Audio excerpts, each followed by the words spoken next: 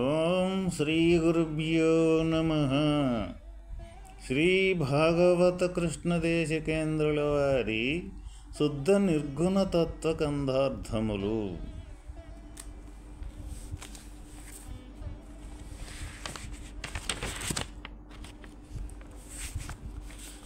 శిష్య విజ్ఞాపన గురించి బోధించుతూ ఉన్నారు. ఓ గురువర్య, ధారుణికంత చరించి విచారించితి గాని ఈ విచారమునే నే వ్యారలు చెప్పగ వినలే.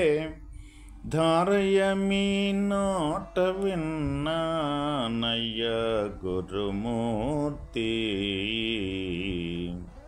నా తరమ్మని నుతి జయ్యామి కీర్తి. సారసనయన పురారి నీరజ బృంద, సారసనయన పురారి నీరజ బృంద, రాకాముఖులైనే నేరారు మెముదెలియా నయ్య గురుమూర్తి, నాథరమనుతి జయ్యామి కీర్తి. ఓ గురువర్య, నేను ప్రపంచములో బోధ కొరకు కొంతవరకు తిరిగి విచారించి చూచితిని గాని ఇటువంటి పూర్ణ బోధను నేనెవ్వరూ చెప్పగను వినియుండలేదు. ఈ మహత్తరమైన పరిపూర్ణ బోధను మీరు చెప్పుచుండగా మాత్రమే నేను వింటిని. ఓ మహానుభావా, మీ ప్రభావమును బ్రహ్మ విష్ణు మహేశ్వరులు దేవతలు నెరింగి స్తుతి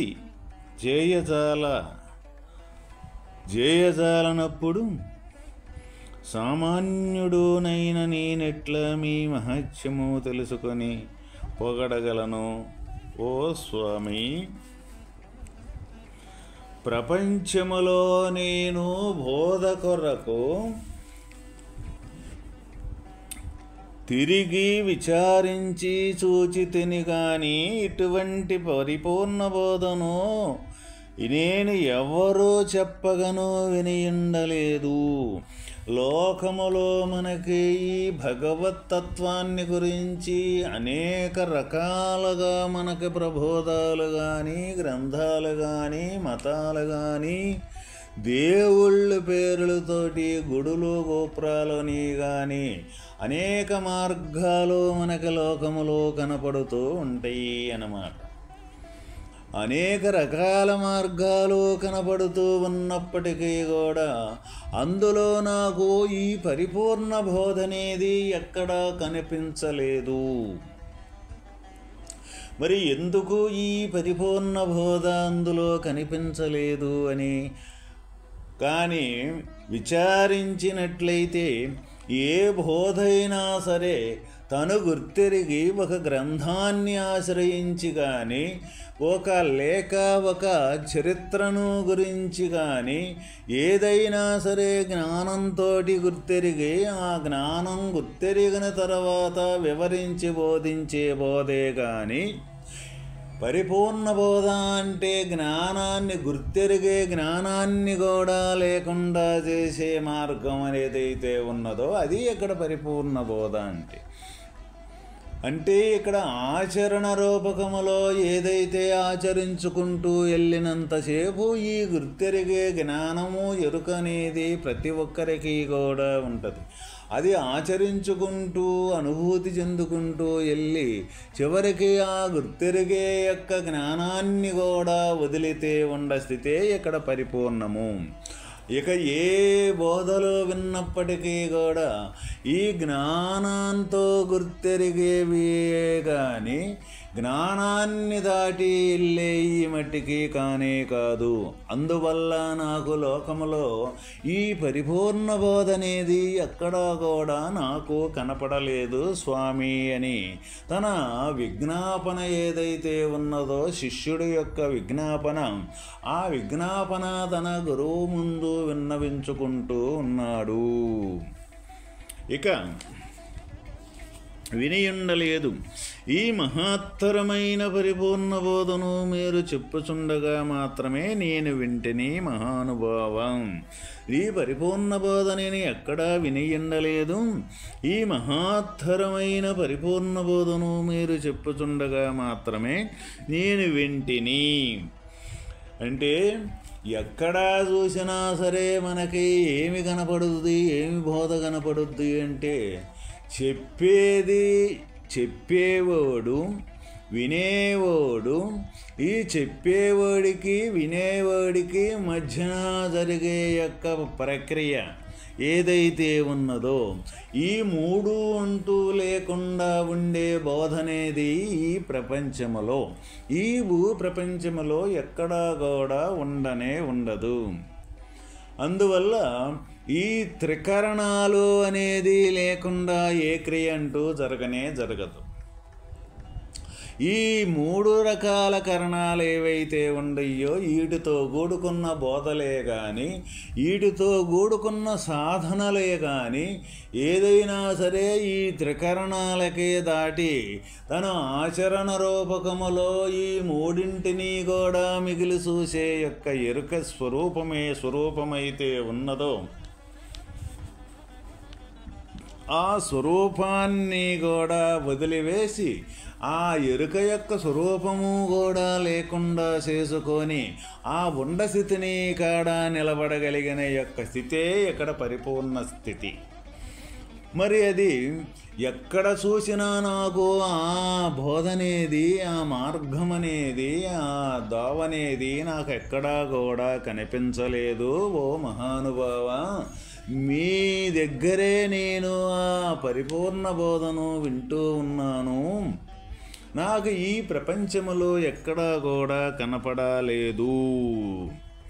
ఇది ఈ బోధను, ఈ ప్రభావమును బ్రహ్మ విష్ణు మహేశ్వరులు అనే దేవతలు ఎరింగి స్తుతి చేయజాలనప్పుడు సామాన్యుడైన నేనెట్లు ఈ మహాత్మ్యమును తెలుసుకొనగలను అంటే ఈ పరిపూర్ణ బోధను ఏ బ్రహ్మ విష్ణు మహేశ్వరులు ఎవరైతే ఉన్నారో ఈ సృష్టికర్త బ్రహ్మ, ఈ విష్ణువు అంటే పోషణకర్త విష్ణువు, ఈ పోషింపబడింది మొత్తం లయం చేసే యొక్క కర్త శివుడు. ఈ బ్రహ్మ విష్ణు మహేశ్వరులే కూడా ఈ బోధను ఎరింగి వాళ్ళే మిమ్మల్ని స్తుతి చేయజాలనప్పుడు ఈ బ్రహ్మ విష్ణు మహేశ్వరులే ఈ లోకాన్ని మొత్తానికి ఆధారమైన వాళ్ళు. ఈ లోకం, ఈ ప్రపంచం మొత్తం ఎవరాధారంతో నడుస్తూ ఉన్నది అంటే సృష్టికర్త అయిన బ్రహ్మ. ఆ సృష్టికి మూలమైన బ్రహ్మ సృష్టించిన తర్వాత సృష్టింపబడింది ఏదైతే ఉన్నదో అది పోషింపబడితేనే అది ఇంతంతయ్యి పెరుగుతూ ఉంటుంది. ఆ ఇంతంతయ్యి పెరిగేదానికి ఆధారమైన స్వరూపము విష్ణువు. ఆ విష్ణు అంటూ ఉంటేనే, విష్ణు స్వరూపం అంటూ ఉంటేనే ఈ పోషింపబడే ఏదైతే ఉన్నాయో ఈ సృష్టింపబడిన ఈ శరీరాలు కానీ, ఈ 84 లక్షల జీవరాశులు ఏవైతే ఉన్నాయో ఈ 84 లక్షల జీవరాశులు ఈ సృష్టింపబడేదానికి కర్త అయిన వాడు బ్రహ్మ. తర్వాత సృష్టింపబడిన తర్వాత అవి పోషింపబడాలి అంటే విష్ణువు యొక్క ఆధారంతో అవి పోషింపబడుతూ ఉంటాయి. అవి పోషింపబడిన తర్వాత కొంతకాలం ఉన్న తర్వాత అవి ఏమీ లేకుండా లయమైపోవటం అంటే అవి ఏమీ లేకుండా లయింపజేసేదానికి ఆధారమైన స్వరూపము శివుడు, ఈ మహేశ్వరుడు. ఈ ముగ్గురు యొక్క ఆధారంతో ఈ ప్రపంచం మొత్తం కూడా నడుస్తూ ఉన్నది. ఇందులో ఎలాంటి అనుమానము లేదు. ప్రతి ఒక్కరము కూడా మనం దీని కానీ విచారించుకున్నట్లయితే, ముందు మనల్నే మనం విచారించుకుంటే మనకే అర్థమైపోతుంది అన్నమాట. ఏ విధంగాను అంటే, మనం పుట్టామా పుట్టలేదా అని అనుకుంటే, మనం పుట్టాము అన్న సంగతి అందరం చెప్పవలసిందే. మరి ఆ పుట్టేదానికి ఆధారమైన స్వరూపం బ్రహ్మ. మరి పుట్టినామంటే పుట్టిన కాడే మనం ఎవరు ఉండలేదు కదా. మరి పుట్టిన కాడే ఉండకుండా మళ్ళీ క్రమేపీ పెరుగుతూ ఉన్నాం. అటే పోషింపబడి పెరుగుతూ ఉన్నాం కదా. ఈ పోషింపబడేదానికి ఆధారమైన స్వరూపము విష్ణువు. మరి ఈ పోషింపబడిన తర్వాత కొంతకాలం ఉండి ఈ శరీరాలు అనేది లేకుండా మరి కనుమరుగైపోతూ ఉన్నాయి కదా. ఈ కనుమరుగైపోయేదానికి సంబంధించిన వారు మహేశ్వరులు. ఇక ఎక్కడ లేరో వీళ్ళు, ఎక్కడ సృష్టి జరగటం లేదు. ఎక్కడ సృష్టి జరిగితే అక్కడే ఈ బ్రహ్మస్వరూపం ఉన్నది కదా. ఎక్కడ పోషింపబడుతూ ఉన్నది పుట్టిందంటే అక్కడ మహేశ్వరుడు విష్ణుమూర్తి ఉన్నాడు కదా. ఎక్కడైతే ఇవి లయమైపోతూ ఉన్నాయో అక్కడ ఈ మహేశ్వరులు అంటూ ఉన్నారు కదా. ఇక వీళ్ళు ముగ్గురు అంటూ లేని స్థానం అంటూ ఎక్కడైనా ఉన్నదా అంటే ఎక్కడా కూడా లేదు. ఈ ముగ్గురు లేని స్థానం అంటూ ఎక్కడా లేదు. అందువల్లే వీళ్ళు ఈ దేవతలు ఎరిగి వీళ్ళే మిమ్మల్ని స్తుతింపజేయజాలకున్నారు. అంటే ఈ సృష్టికర్త కానీ, ఈ పోషణకర్త కానీ, ఈ లయకర్త కానీ వీళ్ళే మీ యొక్క పరిపూర్ణతత్వాన్ని, ఈ పరిపూర్ణతత్వాన్ని వీళ్ళే ఎక్కడ స్తుతి చేయజాలకున్నారు అంటే వీళ్ళే ఆ తత్వాన్ని విమర్శించజాలకున్నారు అని అక్కడ మనకు తెలియజేయటం జరిగింది. మరి వీళ్ళు ఏ విధంగా స్తుతింపజాలకున్నారు అని అంటే, వీళ్ళు ముగ్గురు కూడా ఇది అంతా కూడా కర్మ ప్రవృత్తితోటి కూడుకున్న యొక్క విధానంలో ఉన్నవాళ్ళే. ఇక్కడ పరిపూర్ణతత్వాన్ని స్తుతించాలి అన్నప్పుడు ఈ పరిపూర్ణతత్వం యొక్క స్థితి నిరాకారం యొక్క స్థితి. నిరాకారం యొక్క స్థితి ఏ బయలనందు ఏ బయల స్వరూపమైతే ఉన్నదో ఆ బట్టబయలైన పరిపూర్ణ స్థితిని ఈ ఆకారంతో కూడుకొని సృష్టి స్థితి లయాలతో కూడుకొని ఉండే మొత్తం ఏ విధంగానూ కూడా స్తుతించలేరు, ఏ విధంగానూ కూడా గుర్తించలేరు. ఎందుకంటే ఇక్కడ వాస్తవికంగా పరమాత్మని గుర్తించాలి అంటే ఇక్కడ సృష్టిలో ఉన్నవాడు ఎవరు కూడా పరమాత్మని గుర్తించలేరు. పరమాత్మ అంటే గోచరమయ్యేవాడు కాదు, అగోచరుడు. మరి అగోచరుడు అంటే ఈ బ్రహ్మ విష్ణు మహేశ్వరులు వీళ్ళు మొత్తం సృష్టికి మూలమైన వాళ్ళే. అంటే సృష్టింపబడి మళ్ళీ తర్వాత లేకుండా పోయే యొక్క స్వరూపానికి ఆధారమైన వాళ్ళే వీళ్ళు. కాబట్టి వీళ్ళు సృష్టికి అతీతమైన యొక్క పరమాత్మ స్థితిని మట్టికి వీళ్ళు స్తుతింపజాలరు.